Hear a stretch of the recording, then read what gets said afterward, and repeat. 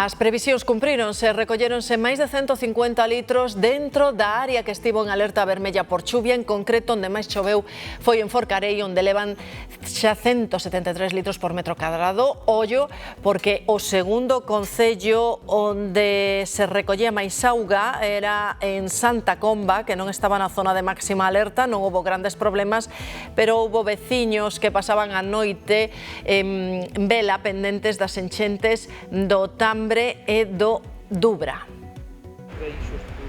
O Tambre rebordou en Portomouro, anegou hortas e patios e deixou somerxidas mesas e pérgolas. Subiu case 2 metros de nivel e acabou entrando ata o patio da casa de Ramón, que non puido descansar ata preto das 5 da mañá.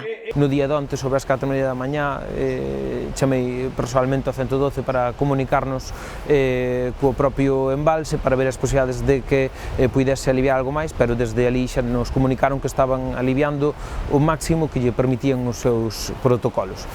O caudal subiu varios metros, ante situacións como estas temos pouco marxe de maniobra. Depois estás 5:30 pendiente a ver se xa non subeu máis, desde as 4:30 non volveu a subir o río, xa empezou a baixar, depois xa me metí na cama.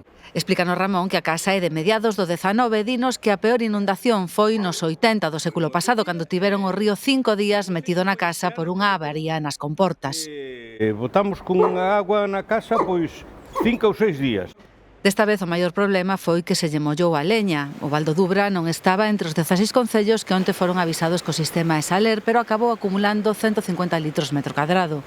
A suba do Tambre e do Dubra non chegou a anegar, como en outras ocasións, o patio do colexio, pero o arrastre de terra e de pedras provocou atascos nos sumidoiros de Benvibre, que aínda esta mañá trataban de solucionar os operarios de Viacua.